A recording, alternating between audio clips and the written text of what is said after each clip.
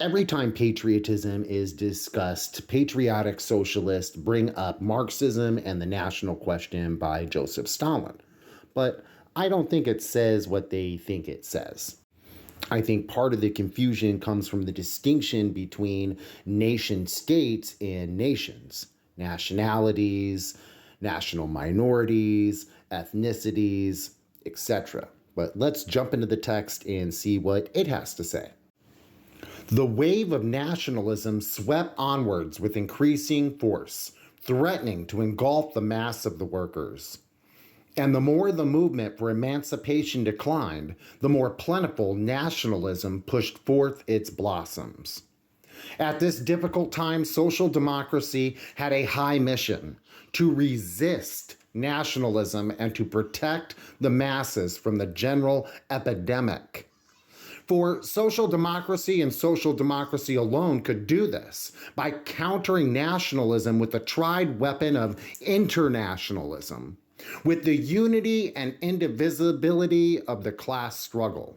And the more powerful the wave of nationalism advanced, the louder had to be the call of social democracy for fraternity and unity among proletarians of all the nationalities of Russia. The text goes on, the bourgeoisie plays the leading role. The chief problem for the young bourgeoisie is the problem of the market. Its aim is to sell its goods and to emerge victorious from competition with the bourgeoisie of a different nationality. Hence, its desire to secure its own, its home market. The market is the first school in which the bourgeoisie learns its nationalism. The bourgeoisie of the oppressed nation, repressed on every hand, is naturally stirred into movement. It appeals to its native folk and begins to shout about the fatherland, claiming that its own cause is the cause of the nation as a whole.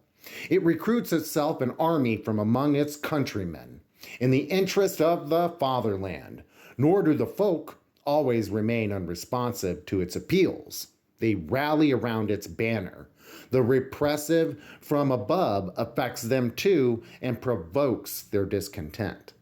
Thus, the national movement begins. The strength of the national movement is determined by the degree to which the wide strata of the nation, the proletariat and peasantry, participate in it. Whether the proletariat rallies to the banner of bourgeois nationalism depends on the degree of development of class antagonisms, on the class consciousness and degree of organization of the proletariat. The class-conscious proletariat has its own tried banner and has no need to rally to the banner of the bourgeoisie. To me, patriotic socialism then sounds an awful lot like class collaboration with the bourgeoisie. From what has been said, it will be clear that the national struggle under the conditions of rising capitalism is the bourgeois classes among themselves. Sometimes the bourgeoisie succeeds in drawing the proletariat into the national movement, and then the national struggle externally assumes a nationwide character. But this is so only externally. In its essence, it is always a bourgeois struggle, one that is to the advantage and profit mainly of the bourgeoisie. Stalin goes on, but the policy of nationalist persecution is dangerous to the cause of the proletariat, also on another account. It diverts the attention of large strata from social questions, questions of the class struggle, to national questions, questions common to the proletariat and bourgeoisie. And this creates a favorable soil for lying propaganda about harmony of interests, for glossing over the class interest of the proletariat, and for the intellectual enslavement of the workers. This creates a serious obstacle to the cause of uniting the workers of all nationalities. If a considerable proportion of the Polish workers are still intellectual bondage to the bourgeois nationalist, If they still stand aloof from the international labor movement, it is chiefly because the age-old anti-Polish policy of the powers that be creates the soil for this bondage and hinders the emancipation of the workers from it. But the workers are interested in the complete amalgamation of all their fellow workers into a single international army, in their speedy and final emancipation from intellectual bondage to the bourgeoisie, and in the full and free development of the intellectual forces of their brothers, whatever nation they may belong to. The workers therefore combat and will continue to combat the policy of national oppression in all its forms, from the most subtle to the most crude, as well as the policy of inciting nations against each other in all its forms. Social democracy in all countries therefore proclaims the rights of nations to self-determination.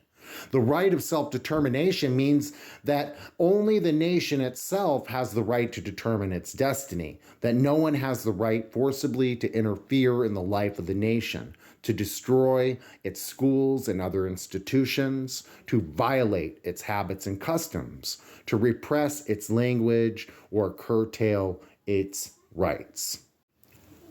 Exactly as the bourgeois did here to the indigenous nations within the nation state of the USA. All of this that Stalin has said does not equate, but bing, bong, bang, God bless America. This is what distinguishes the policy of the class-conscious proletariat from the policy of the bourgeoisie, which attempts to aggravate and fan the national struggle and to prolong and sharpen the national movement. And that is why the class-conscious proletariat cannot rally under the national flag of the bourgeoisie. Anyways, this is way too long of a piece to cover in its entirety here on TikTok, so go on to Marxist.org and check it out for free yourself.